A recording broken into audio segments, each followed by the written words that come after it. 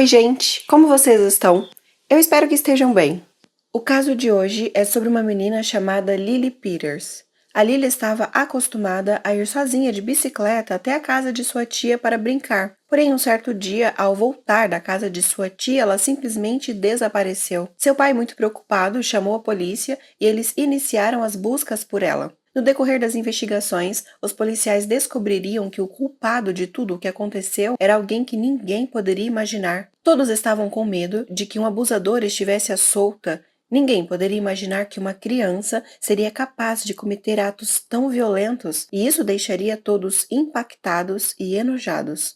Entendam como tudo aconteceu e o desfecho deste caso no vídeo de hoje. Se ainda não for inscrito no canal, eu te convido a se inscrever. Ativem o sininho das notificações, porque daí assim que eu postar um vídeo, o YouTube já te notifica e você já consegue vir assistir. Deixe seu comentário aqui embaixo, pois ele é muito importante. E não se esqueça que toda segunda-feira, às 20 horas, tem vídeo novo aqui no canal. E se vocês quiserem, vocês também podem me seguir na minha outra rede social. Sempre que tem vídeo novo aqui, eu aviso por lá também. E agora, vamos para o caso de hoje.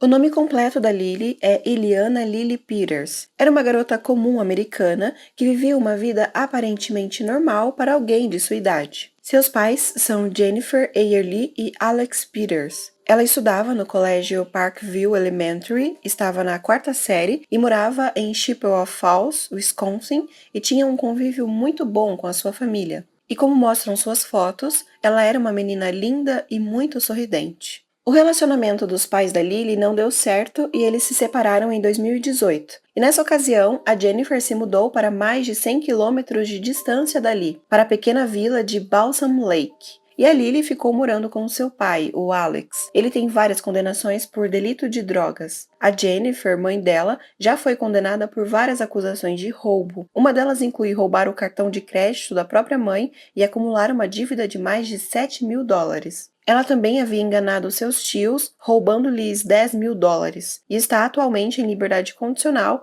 e morando em Balsam Lake, como já dito. Certo dia, precisamente no dia 24 de abril de 2022, a Lily tinha ido visitar a sua tia Lorraine Davis, de 45 anos, mais conhecida como Lori. A Lori é irmã do Alex Peters, o pai da Lily. A Lily passou o dia inteiro lá, andando de bicicleta e se divertindo. Provavelmente ela foi para lá para brincar com seu primo de 14 anos, que também morava lá. A Lori se separou do pai do primo da Lily quando ele tinha apenas 2 anos de idade, e conforme relata o Daily Mail, o relacionamento dela com seu ex era um tanto amargo. A Lori o processou por pensão alimentícia em 2010, e em 2017 ela chamou a polícia depois que o seu ex a atropelou. Ela disse que se feriu quando bateu no capô do veículo e caiu no chão, e nessa ocasião o filho deles estava presente e viu tudo.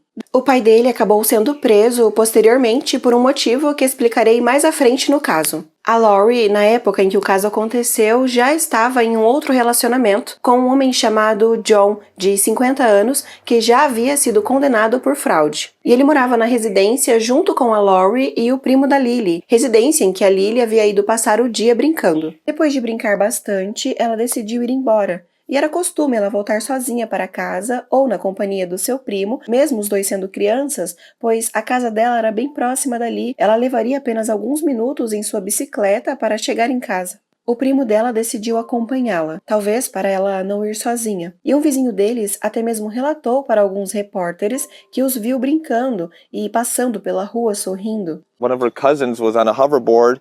He had his hands behind his back and she was on rollerblades holding on and they were scooting down the street just laughing. Sim, repórteres precisaram ir até o local, porque nesse percurso de volta para casa, algo aconteceu e ela simplesmente nunca mais foi vista com vida. O pai dela começou a ficar muito preocupado com esse sumiço repentino de sua filha e depois de procurá-la e não a encontrar em lugar algum, às 21 horas desse mesmo dia, ele entrou em contato com o departamento de polícia de Chippewa. Logo começaram as buscas pela menina. Várias pessoas se voluntariaram para ajudar e inclusive a mãe dela foi informada do que estava acontecendo e veio para ajudar nas buscas junto com os policiais.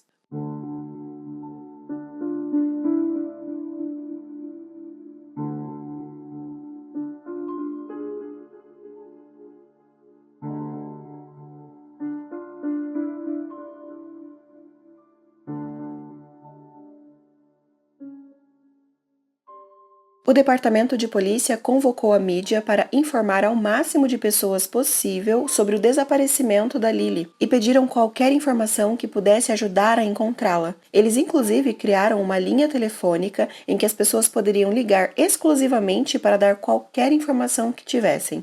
At this point, we do not have anyone in custody at this time, and we are continuing to follow up on multiple leads. We encourage anyone with information to please contact the Chippewa Falls Police Department.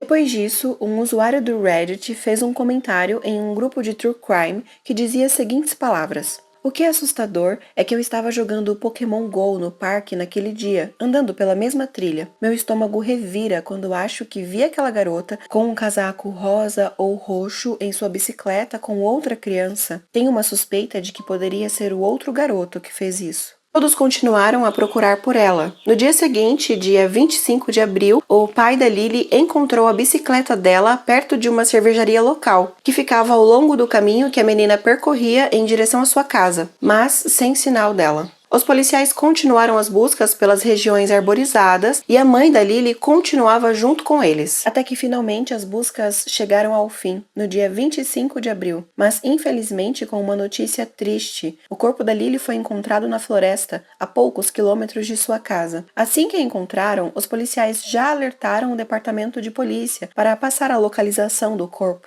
At 9:15 this morning, a body was located in the wooded area near the walking trail. The Chippewa County Coroner's Office has now confirmed that this is the body of Lily Peters. At this point, we are considering this a homicide investigation. We do not have anyone in custody at this time, and we are continuing to follow up on multiple leads. The Chippewa Falls Police Department has numerous assisting agencies, and we will be working diligently and tirelessly on this case. We encourage anyone with information to please contact the Chippewa Falls Police Department and to maintain a state of vigilance, as there may be a danger to the public.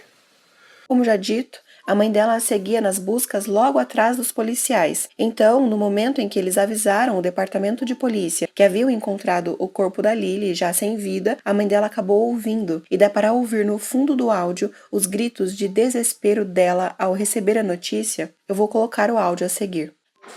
The next day, the child's body was found near the bike. Her mom's heart-wrenching cry when she was given the news was captured on the police dispatch.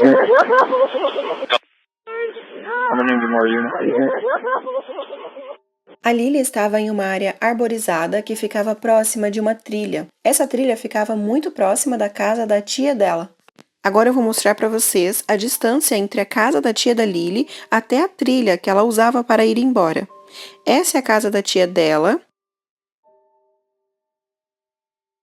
E para ir embora ela tinha que pegar essa rua reta. Dá para ver que não fica muito longe da casa da tia dela. Esse é o início da trilha.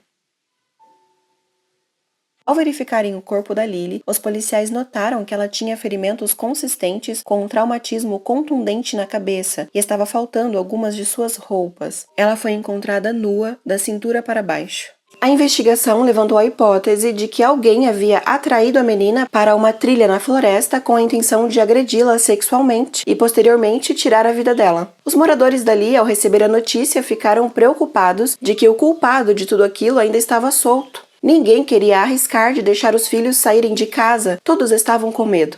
O distrito escolar chegou a enviar cartas para os pais pedindo que os mesmos fossem buscar os seus filhos pessoalmente na escola e que não permitissem que eles andassem sozinhos por qualquer lugar.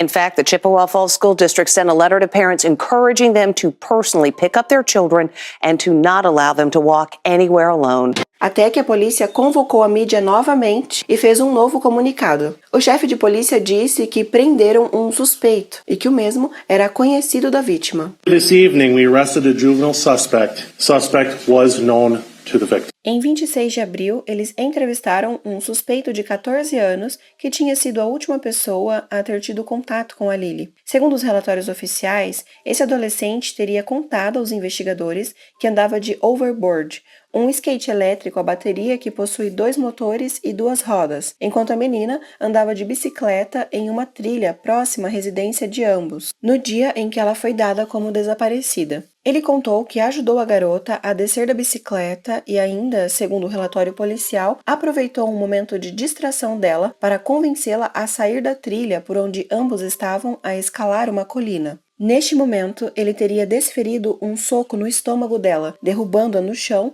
com o claro objetivo de detê-la e submetê-la a tudo o que havia acontecido. No mesmo momento, o rapaz foi preso. A identidade dele foi preservada até um certo momento. Alguns sites, inclusive, não mencionam o nome dele ainda, o chamam apenas pelas suas iniciais, CPB. Até que a sua identidade foi revelada. Segundo o Daily Mail e outros sites e meios de comunicação, o nome do suspeito é Carson Peters Burger. Sim, o Carson Peters, de 14 anos, aluno da 8ª série, é o primo da Lily Peters, com quem ela foi brincar naquele dia na casa da sua tia. Policiais fizeram uma busca pela casa dele para tentar coletar o máximo de evidências possíveis.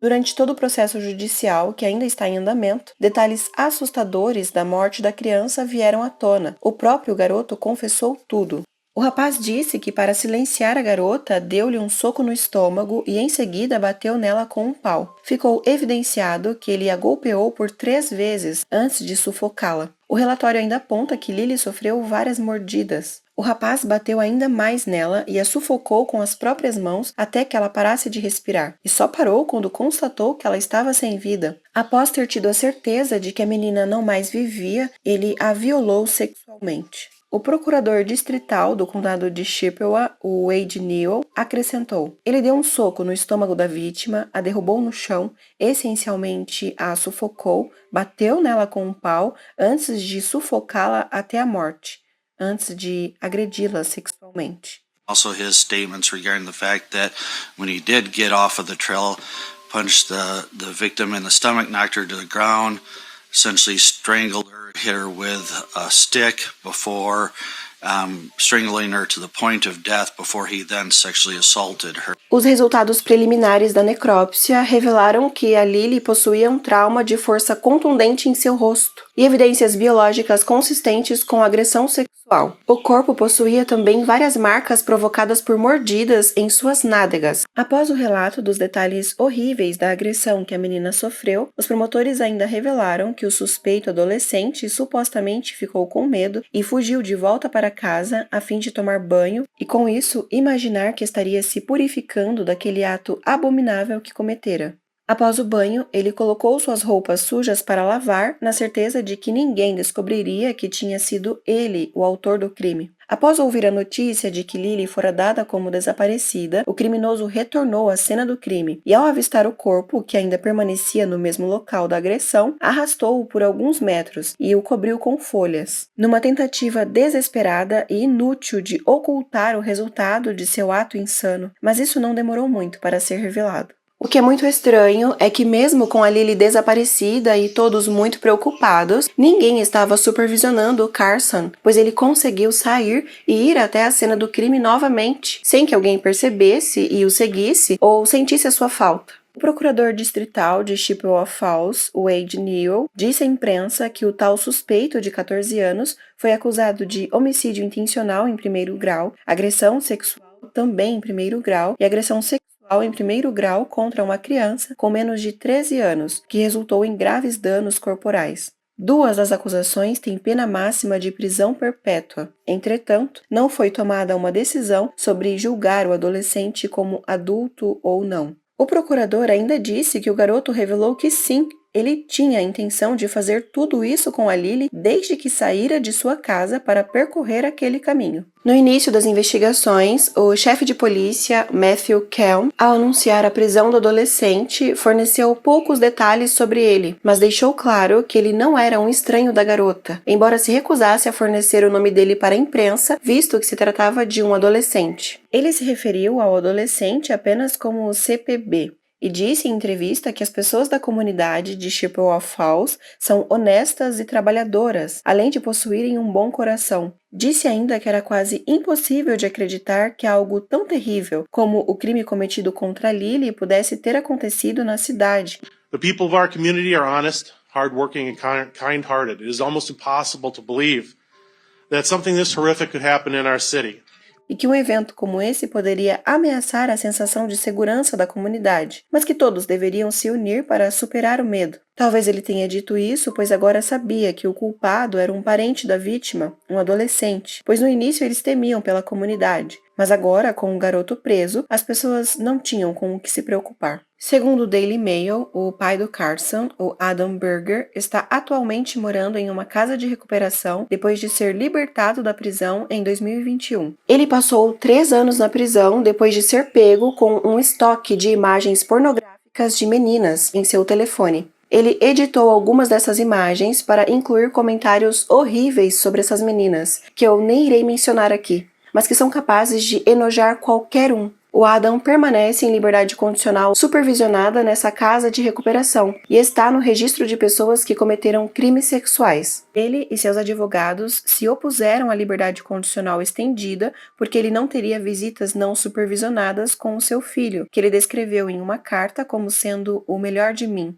Outras cartas arquivadas, em apoio à sua tentativa de recuperar o contato não supervisionado com o seu filho, descrevem uma criança infeliz que nunca sorria e parecia infeliz na companhia de sua mãe, a Lori Davis, de 45 anos. Segundo a avó do Carson, o garoto ficou muito abalado quando seu pai foi preso. Ela também falou que a Lori deve ser uma mãe ruim, porque o Carson parecia ser uma criança muito infeliz na companhia dela, pois nunca sorria e sempre estava de cabeça baixa. Ela também falou que a Lori limitava o contato do garoto com amigos e familiares de seu pai. O advogado do Carson afirmou que queria que a identidade dele fosse preservada o máximo de tempo possível, pois esperava que o caso não fosse antecipadamente julgado pela imprensa e pelo clamor popular. Além disso, disse que vai lutar para que o seu cliente seja julgado no tribunal juvenil para que ele seja melhor aconselhado. Durante a primeira audiência, Carson compareceu de forma virtual e manteve sua cabeça baixa durante todo o tempo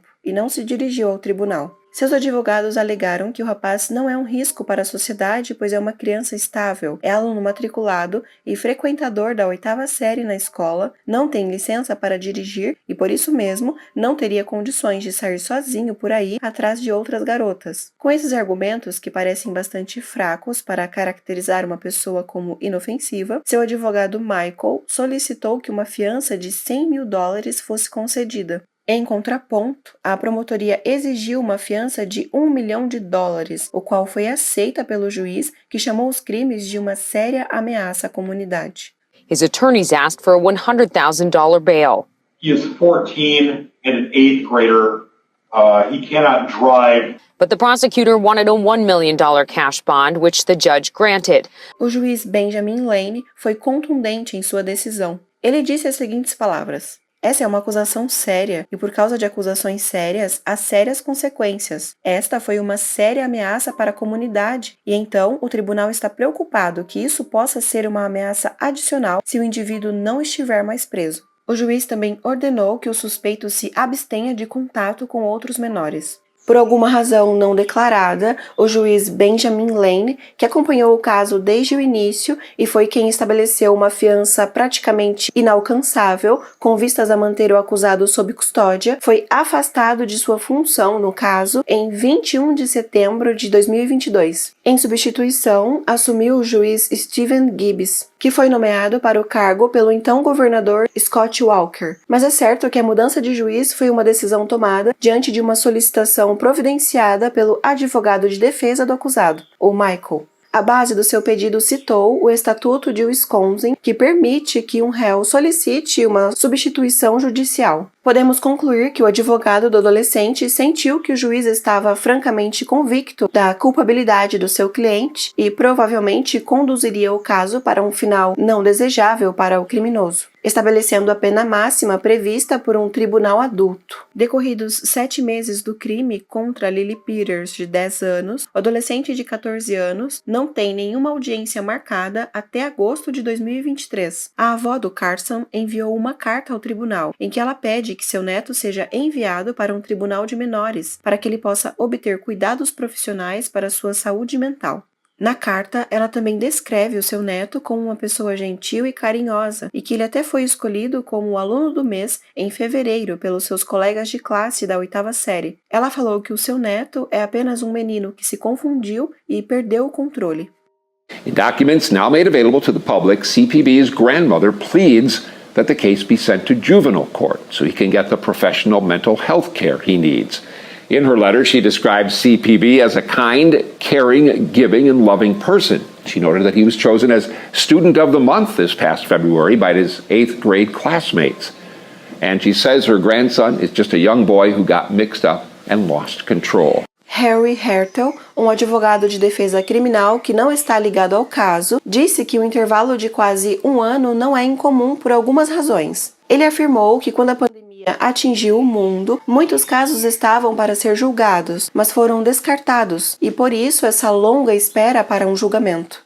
Por enquanto, o Carson está detido no Centro Regional de Detenção Juvenil em uma cidade localizada em Wisconsin. Um advogado pondera se a transferência de jurisdição depreciaria indevidamente a gravidade do crime e ainda se seria necessário tê-lo em um tribunal de adultos para garantir que ele ou outros jovens não cometam crimes semelhantes no futuro. Esse advogado, chamado Harry, disse as seguintes palavras: "Obviamente, o estado de Wisconsin vai lutar muito para mantê-lo no tribunal de adultos, simplesmente porque acho que eles vão argumentar que isso depreciaria indevidamente a gravidade do que aconteceu com Lily neste caso." Em uma carta ao juiz enviada pelo procurador distrital, disse que a Constituição de Wisconsin descreve os direitos da vítima, inclusive o direito de ter o processo livre de atrasos irracionais, e que tanto ele quanto os pais da Lily Peters esperam obter justiça em tempo hábil. A audiência do Carson está agendada para agosto de 2023, respeitando as agendas do advogado do adolescente, o Michael, e dos promotores do caso. Essa data era a única disponível para todos, e isso se o caso não for arrastado por mais tempo.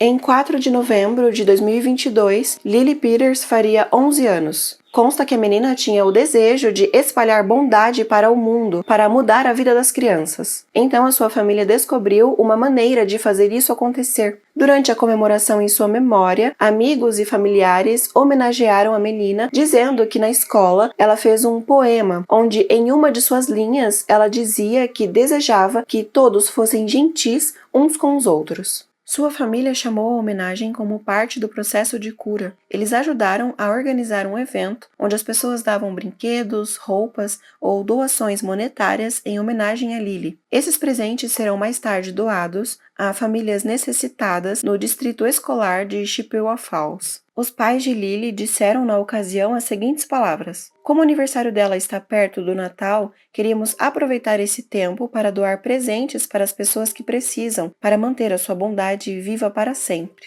Embora Lily possa ter ido embora, sua família e amigos querem providenciar que ela nunca seja esquecida. Uma amiga da família chamada Harper disse as seguintes palavras: "Ela era alguém que poderia ter sido famosa, que poderia ter feito o que quisesse. Ela era incrível e era única." Uma mulher chamada Angela, que é diretora executiva do centro comunitário onde foi realizado o evento para Lily, disse as seguintes palavras: "Ela estava sempre feliz e sorrindo nas histórias que ouvi sobre ela e nas fotos que vi. Eu realmente espero que seja isso que as pessoas se lembrem. Ela era uma alma muito gentil e amorosa, e por isso é ótimo que possamos continuar com isso, mesmo que ela não esteja aqui para continuar fazendo isso. Podemos fazer os outros felizes por ela, porque era assim que ela queria." Este caso ainda está em andamento e, como tal, carece de informações mais detalhadas. O criminoso aguarda por um julgamento e assim que a sentença dele sair, eu colocarei no primeiro comentário fixado. Então, gente, esse foi o caso de hoje. Deixem o seu like se ainda não o fez. Muito obrigada por assistirem até aqui e então é isso.